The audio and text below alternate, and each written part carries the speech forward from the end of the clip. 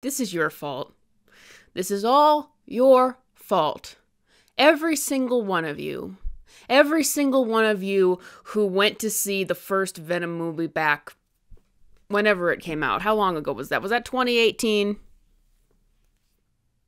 Every single one of you. It's your fault for making this universe happen. Venom: The Last Dance did not need to exist. It shouldn't have existed. And it is so foolish that I keep seeing box office analysts and industry people and whatnot just hoping, banking on this film, that that's going to be the big film that saves October after Joker bombed. No.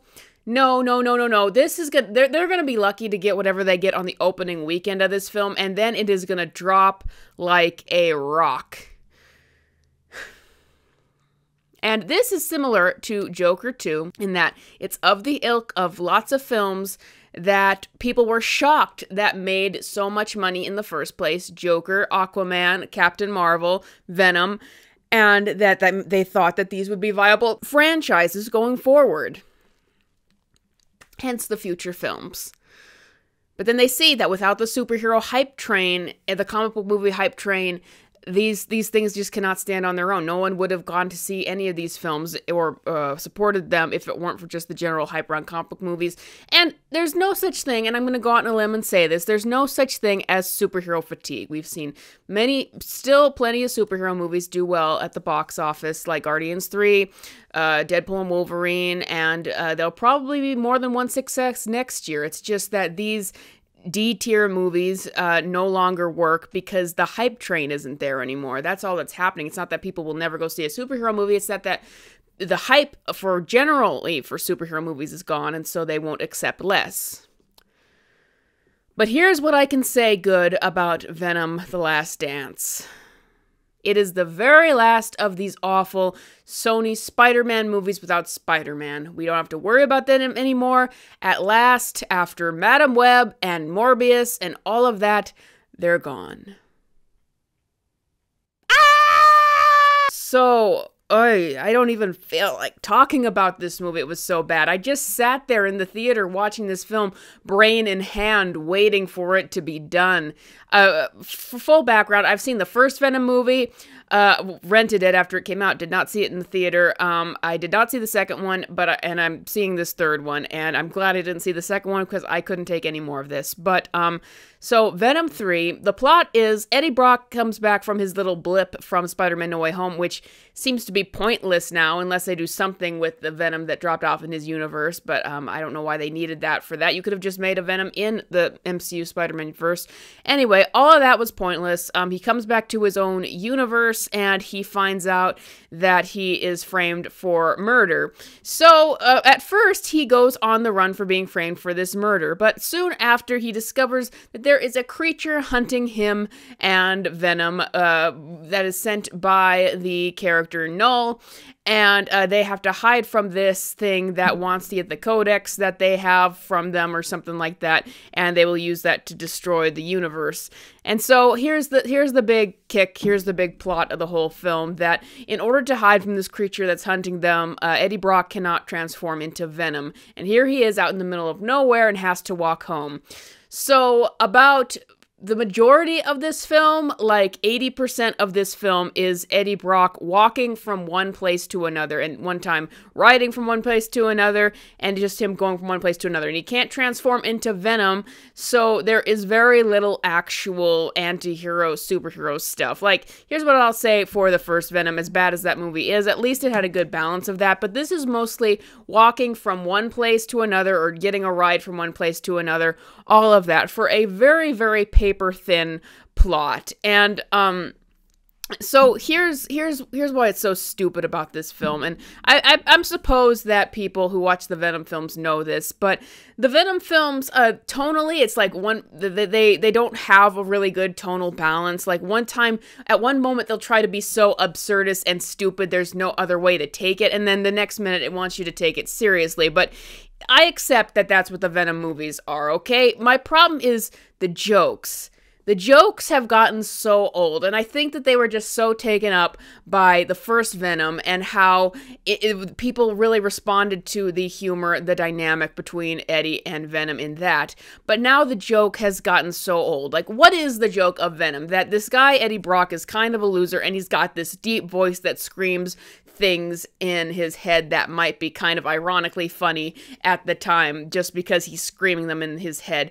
They do that throughout this entire movie. None of it is funny. It's like we've seen this before, and I think the only reason why it was funny in the first place is because perhaps it was a bit surprising or shocking that they did that with this, that they chose to make sort of this dude bro humor with this sort of this dynamic that they have. But it's gotten old now. It's no longer funny that Eddie Brock has this deep voice that screams in his head. It's been done a million times now, and it's just gotten old. And that's what most of the humor comes down to, and the rest of it just comes down to just being outright stupid. Like, there's this running gag throughout this entire movie where Eddie Brock keeps losing his shoes. And that's the joke. He keeps losing his shoes. He's like, oh, I wish I had shoes. He gets some new shoes. Oh, I wish I had shoes after they lose them. And there's no big punchline to anything at the end. It's just this running gag throughout the entire movie where Eddie Brock is kind of annoyed that he's lost his shoes. And, like, that's the joke. That's it. It's not funny. So here's what I think they try to do with this movie is because at this point, Eddie Brock has lost all of his supporting cast. He has no supporting cast, so they try to make some new ones. So they introduce this doctor character, and it's kind of hilarious. In typical Sony Spider-Man universe fashion, they try to give this doctor this backstory. Like, she has this brother, and he was lost in a lightning storm and all this stuff, and that's why she really cares about being a doctor. They spend this time giving her this backstory, but it doesn't matter. And, like, later on in the film, they'll have it bring up, like, oh, she has a flashback and her brother and what this would mean to him. And it's like, why? This character, other than this backstory that they give, is so one-dimensional and so meaningless in the story, other than just being the doctor. Why spend any time building her up with this backstory that we don't care about? This is a problem with a lot of these kinds of lowbrow movies, is that they'll try to develop, they recognize that they have one-note characters that really no one cares about, so they'll try to develop them, but the way they'll do that is with some random, irrelevant backstory, and, like, that's not going to make us care about them. So that was interesting. The other characters in the film, like Eddie Brock on his way from the middle of nowhere to New York and Vegas, meets this family, and it's this really, really annoying family of, like, alien conspiracy theorists, and it's this very, very long sequence of where he starts to feel like this should have been his life, and he starts to bond with his family. Doesn't work because the family is so stupid and annoying, and so if you want to endear us to some other characters for Eddie Brock to protect, it's not with a bunch of annoying people who get into trouble just because they are so stupid. Like, that's the big thing in the movie, is that there's actually an Area 51, and they want to go to Area 51, and this dad sneaks his entire family in there because he wants to see an alien, and then they're in danger, and Eddie has to save them. Why? Because they're stupid. So it's not really endearing to watch him try to save this family when they're just made into such annoying and stupid people, and the only reason they're in danger is because of their own stupid fault. And so that's, like, people say that I have the word of the day, and I repeat a word too much. Well, the word of the day is stupid for this movie. Speaking of which, like, this entire boring plot is just Eddie traveling from one place to another. At one point, he does so on horseback, as it was seen in the trailer, and they start playing Don't Stop Me Now randomly. And can we please stop doing that? We do this in every movie now, where all of a sudden some sort of nostalgic song from the 80s, 90s, early 2000s, 70s, some sort of nostalgia trip song has to play in the movie. And it's not a stylized thing anymore. It's just something that every movie these days has, ever since Guardians of the Galaxy. You have to have the nostalgia mixtape songs in there somehow. The Fall Guy did that. In fact, with the exception of Dune Part 2, what movie hasn't done that? There has to be some sort of nostalgic song in there. That made me roll my eyes so hard in the movie, and then it stops, and it doesn't keep up with that sort of stylistic thing. It's just that every movie now has to have some sort of nostalgia song. It was Toxic in Madam Web. Every movie now has to do that thing. But, like, here's what's really stupid about the movie, is that, okay, here's the entire plot.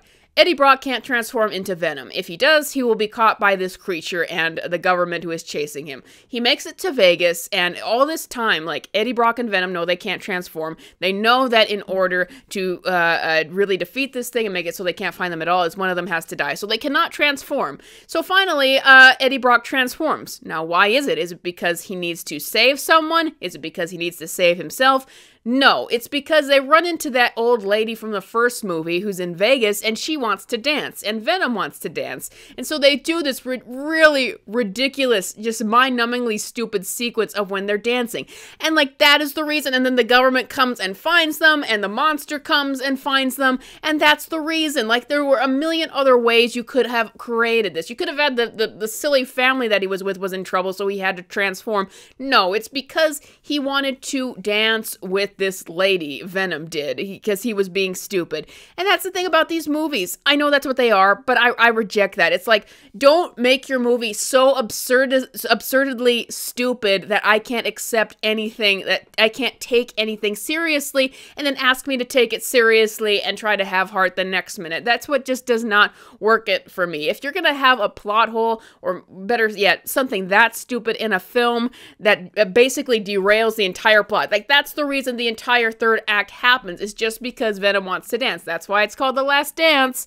And so you can't ask me to take anything seriously after that, or just think that this is an horribly badly written movie. But then we finally get to some comic book action at the end with all of these scientists transforming into Venoms and having to fight this creature. And then the ending happens, and I'll just say, not to spoil it, but it is definitely the end of the Venomverse. And they really want you to feel for it, but I was just feeling enraptured because I'm like, finally, this stupid movie is over and the stupid universe is over. But then they tease that they want to do something more with the character Nolan. I'm like, please, do not make any more of these Venom movies. I miss it. I miss it so bad after like 2.5 hours of just stupid humor. I miss it so bad when Venom was just a cool Spider-Man villain. He wasn't this stupid dude bro humor character. And I'm just so glad that these movies are finally over with. But in terms of the box office, no, this is not going to save October. And once again, when I'm talking about superhero fatigue, it's bad movie fatigue, really. People are tired of accepting less. So, you know, the next Sony Spider-Man universe movie without Spider-Man is not going to sell at the box office. They need to stop with these kinds of movies. You need to get in touch to see what people actually want, and it's not this kind of stuff. Because once again, I think it's going to drop hard at the box office. Anyway, Venom: The Last Dance took away half my brain. I felt stupid while watching it. I wanted to go to sleep while watching it just to escape the stupid plot. It maybe gets a 4 out of 10 or a 5 out of 10, more closer to a 4, I would say. Is it the worst movie of the year? I still think that Joker Filet Dour, whatever. I still think that was the worst movie I've seen all year, but this is not a recommend. Thank you, patrons, as always, for supporting this channel. I have a new short film in the works, so if you want to support this channel, please check out the link in the description. Thank you for watching, and I will see you guys next time.